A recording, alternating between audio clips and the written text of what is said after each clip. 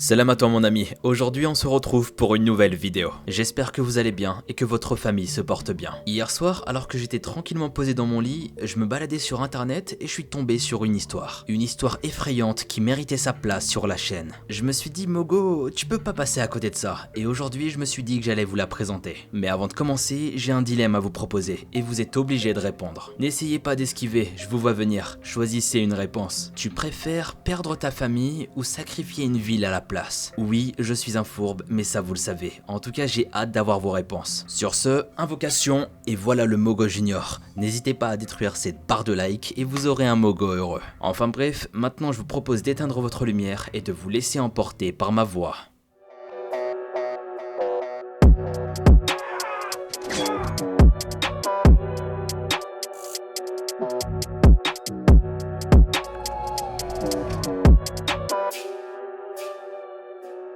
L'écriture n'est pas mon fort.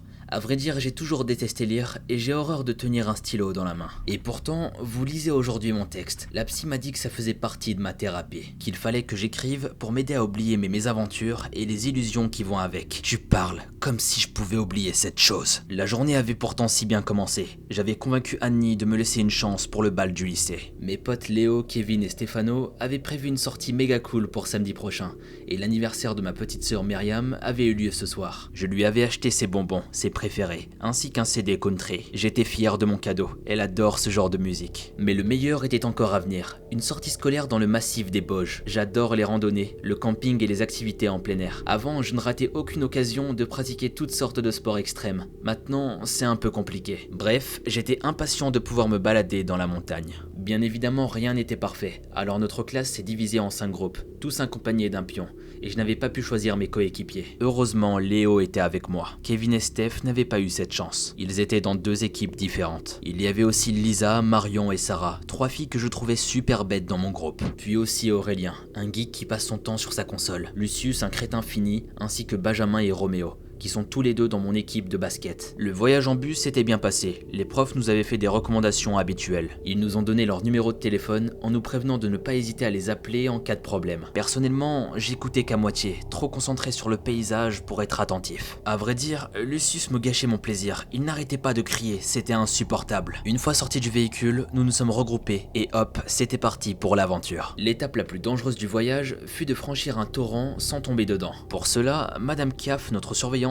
nous a demandé de passer 2 par 2, d'être le plus prudent possible et de se tenir la main. Ça avait fait rire Benjamin, et je l'ai entendu murmurer à l'oreille de Roméo. On n'est plus des gamins, c'est bon, on en a rien à faire. Et bizarrement, il a arrêté de ricaner quand il s'est mis à tenir la main de Marion. Avec Léo, on s'est jeté un regard complice, et on a foncé pour passer les premiers. Et une fois de l'autre côté, il m'avait chuchoté la phrase suivante. Putain, c'est chiant cette sortie. En plus, les autres nous ralentissent. J'avoue avoir été d'accord là-dessus. Alors j'ai tout de suite accepté sa future proposition. Une escapade à 2, ça te dit? Allez viens, c'est bon, tu me suis ou pas? L'occasion s'était présentée presque immédiatement lorsque nous avons entendu un énorme bruit de plongeon. Madame Kiaf était tombée dans l'eau, entraînant avec elle Lisa, sa partenaire de passage. Quant à nous, on a profité de l'agitation pour s'éclipser. Dès cet instant, fini la surveillance et l'ennui. On est parti de notre côté. J'étais inquiet de ne pas savoir comment retrouver notre chemin. Mais Léo a haussé les épaules en me disant « Au pire, t'as Google Maps sur ton tel, non? C'est bon, rassure-toi ». Je l'ai écouté et j'ai vite oublié mon inquiétude. Et on a commencé à avancer petit à petit. J'avais insisté pour nous diriger vers la partie rocheuse de la montagne. Léo avait hésité, mais finalement, il m'a suivi. Quand on a eu faim, on s'est assis et on a sorti nos sandwichs. Léo avait même amené du soda et du saucisson avec un couteau de cuisine. Le luxe. On s'est posé et on a commencé à discuter ensemble. « Est-ce que tu te souviens de mon père? Celui qui est inspecteur de police? » Ben oui, j'en ai qu'un crétin, va. Je lui avais donné un petit coup de poing amical à l'épaule et après une petite bagarre, il a repris. Ouais, donc je disais, mon père a travaillé sur un cas dans la région, il y a 6 ou 7 ans. Un orphelinat isolé dans les environs. Pourquoi construire un orphelinat dans ce trou perdu? Y a même pas de route. Léo adorait inventer et à raconter des histoires, à en faire trembler les plus courageux. Il était assez doué, faut l'avouer. Il poursuit en me disant « Mais j'en sais rien moi, je fais que raconter ». Bref, j'écoutais aux portes ce jour-là, donc je connais l'histoire dans ses grandes lignes. Un des collègues de mon père s'est mis à vomir quand ils ont sorti les photos. Et tous les enfants disparus mystérieusement. Et tout ça à 2 pas d'ici. J'avais rigolé, et lui aussi, mais il semblait moins rassuré que d'habitude. C'est alors que l'orage avait éclaté. Dans la montagne, le temps change très rapidement et j'étais le premier à le savoir. Pourtant, j'ai suivi Léo lors de cette expédition. Putain, qu'est-ce que je suis con. Putain, Léo, sale connard, je suis désolé. L'orage avait éclaté et on était beaucoup moins enthousiastes. On pensait même à rentrer. Mais avec le mauvais temps, la brume s'était levée. Impossible de retrouver son chemin, même avec Google Maps. C'était peut-être pas une bonne idée de s'éloigner comme ça.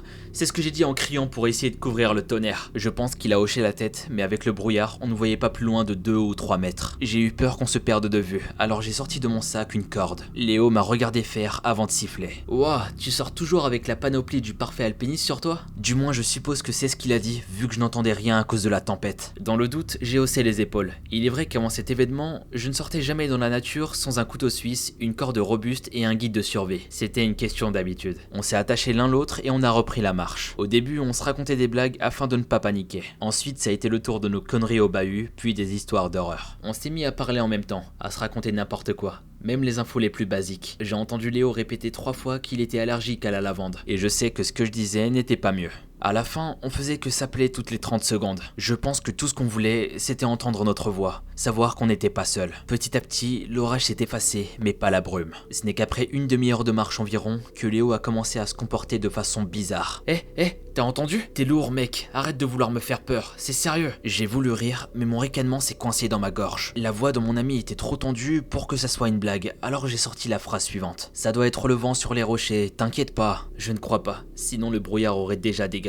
C'est la 5e fois que j'entends ça. Peut-être que c'était un petit vent ou une brise, mais ça l'avait pas convaincu. Après un petit moment, je l'ai entendu aussi. Un long gémissement plaintif, presque enjôleur. Je pensais que c'était mon imagination. Je me suis mis à siffloter pour cacher ma peur. Presque immédiatement, un deuxième ululement a retenti. Plus insistant, plus fort. Comme pour me répondre. On aurait dit une sorte d'écho qui retentissait dans toutes les directions. J'ai sursauté et j'ai vu que Léo avait fait de même. Tu l'as entendu cette fois? Ouais. C'est super flippant. On devait partir le plus vite possible. Qui sait ce qui se cachait derrière nous? À ce moment précis, un autre grognement a retenti, plus proche et plus agressif. Sauf que cette fois, j'ai compris qu'il ne s'agissait pas que d'une créature, mais de plusieurs créatures, hurlant à l'unisson. Il y en avait plein autour de nous, c'était sûr. On a pété les plombs, on est parti en courant, gueulant comme des malades. Ce n'était pas une réaction appropriée, c'est sûr. Mais nos nerfs avaient trop souffert de la pluie, du tonnerre, et de la brume et des hurlements pour supporter davantage. Encore maintenant, je me demande ce qui serait passé si on n'avait pas couru comme des fous. J'étais en tête en train de courir, mais je sentais Léo derrière moi, qui courait aussi vite qu'il le pouvait. Il était en train d'hurler de terreur, c'était effroyable. Je me souviens pas vraiment de la durée de notre course. Je me souviens juste que celle-ci s'arrêta brusquement lorsque mes pieds rencontrèrent le vide. Je suis tombé soudainement, sans cesser de hurler, dans un abysse de ténèbres, entraînant Léo à ma suite. Ce qui me réveilla, c'était la douleur. Une horrible douleur. C'était tellement fort, j'avais jamais ressenti ça dans ma jambe droite auparavant. Putain, Martin! Putain, mec, tu vas te réveiller, oui?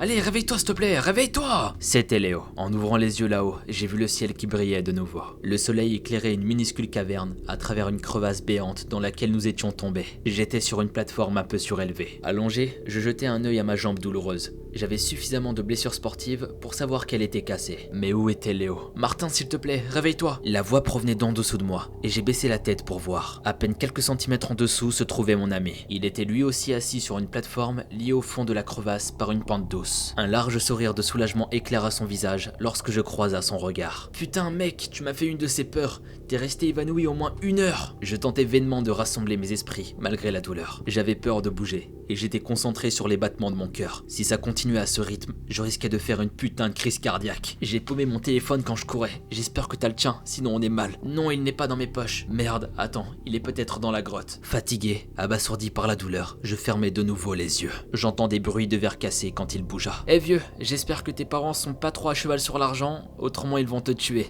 Je suis assis sur ton téléphone. Léo, je crois que j'ai une jambe cassée. Oh putain, merde. T'inquiète, on va sortir de là. Merde. Il a continué à insulter tout et rien pendant encore un moment. Et là, j'ai entendu des bruits de mouvement plus bas. Et toi, rien de cassé?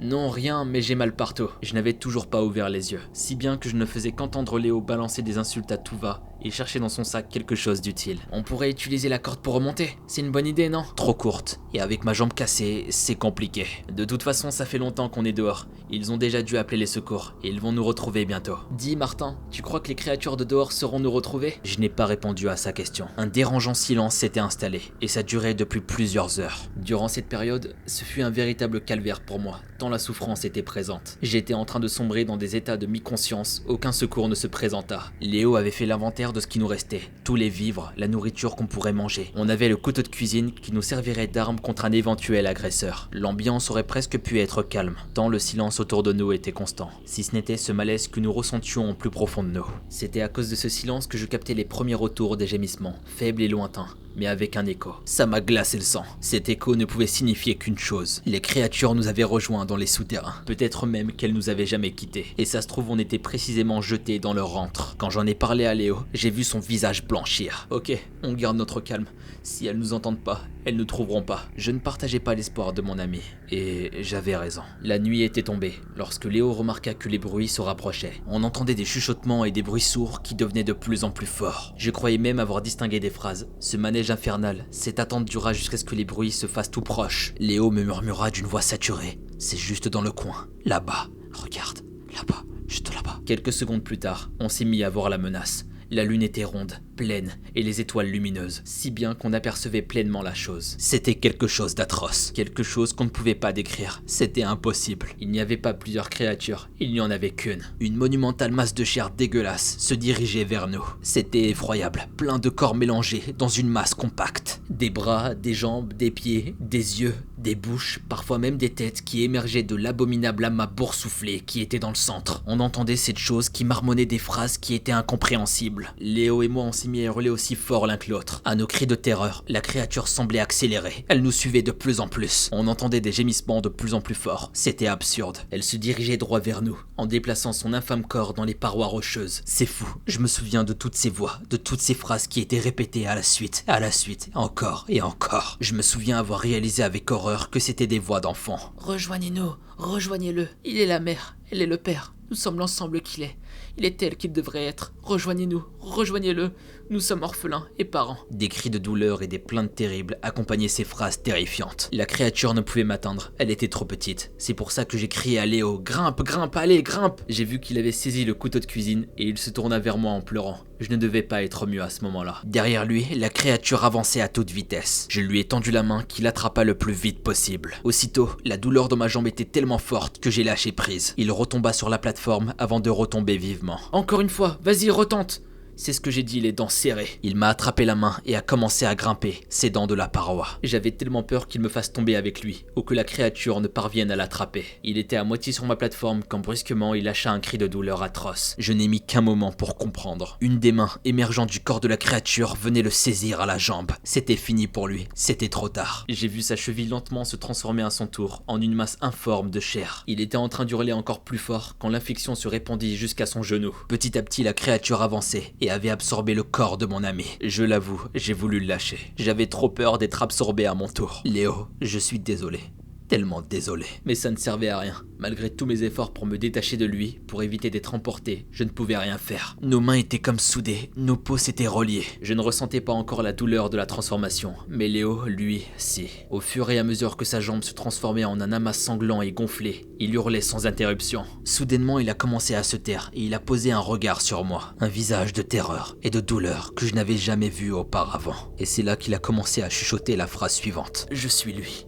Ensemble. Pas de pièces détachées. Nous, plus jamais seuls. Il cria soudainement. Non, arrêtez, arrêtez, stop, stop. Le flot de larmes avait doublé sur son visage et je ne pouvais que le regarder souffrir. Il arrêta de nouveau à se lamenter et reporta son attention sur moi. Ses yeux étaient remplis d'une sorte de compassion, mêlée à une folie indéniable. Oh, pouvoir être toi aussi, comme je suis les autres. Mais tu ne veux pas, non, tu ne veux pas. Pas. Pourquoi? Douleur, peur, je suis ça. Je ressens ça. Elle te veut en elle. Il n'est pas rien, il est tout, il est l'orphelin. Mais non, mon ami, non, je peux encore aider, t'en aider.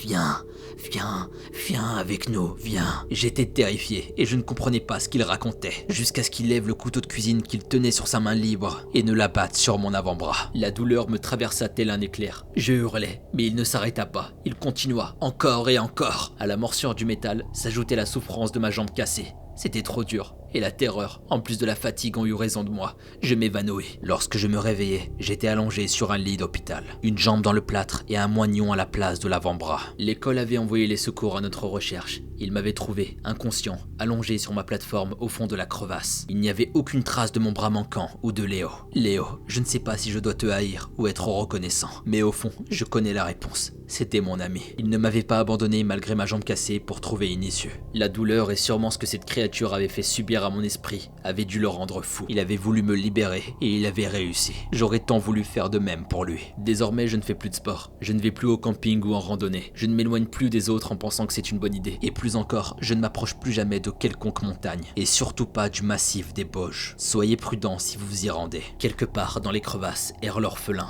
une créature de cauchemar. Je suis sûr qu'elle est liée à la disparition des enfants de l'orphelinat et à la mort du personnel. Ce qui veut dire qu'elle peut sans doute sortir des crevasses. Si un jour vous entendez des longs murmures, faites attention. Parmi elles se trouve la voix de mon ami Léo. Voilà comment se termine cette histoire. Elle est assez longue et quand je l'ai lue pour la première fois, je me suis dit que je me devais de vous la partager. Ce genre d'histoire fictive, j'en ai pas énormément raconté sur la chaîne. Dites-moi si vous en voulez encore. Il y a aussi tout ce qui tourne autour des légendes urbaines qui pourrait être très intéressant à traiter. Dites-moi ce que vous en pensez et si vous en souhaitez sur la chaîne. En tout cas, j'espère que cette histoire vous aura plu. Si vous voulez discuter ou que vous avez des threads à me raconter, venez sur mon Insta Mogota-sama. Et aussi, j'ai une petite question. Quelle est ta série préférée ? J'aimerais bien savoir. Sur ce, prenez bien soin de votre famille et on se retrouve très vite pour une nouvelle vidéo. C'était Mogota.